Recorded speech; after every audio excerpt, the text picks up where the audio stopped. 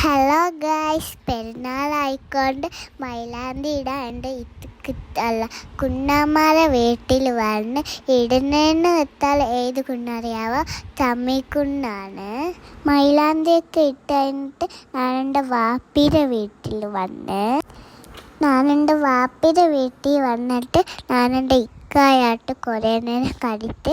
വാപ്പി ഇല്ലാത്തതുകൊണ്ട് എനിക്ക് നല്ല വിഷമമുണ്ട്.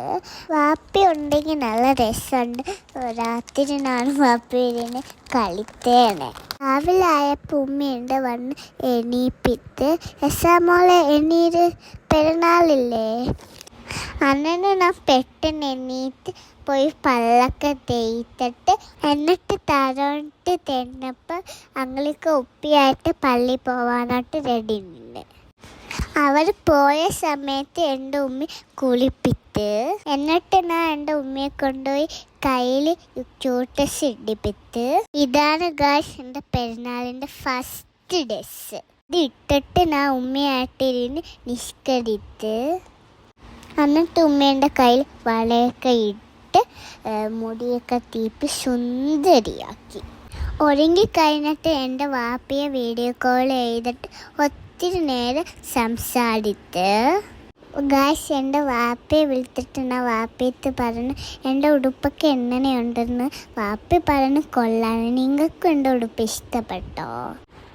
എന്നിട്ട് ഞാൻ താഴോട്ട് പോയി അണ്ണാറെ മൂടി പോയി അണ്ണാക്കത്ത് ഞാൻ കാണിട്ട് എങ്ങനെയുണ്ട് എൻ്റെ ഉടുപ്പൊക്കെ, അണ്ണ കൊള്ളാൻ പാണ്.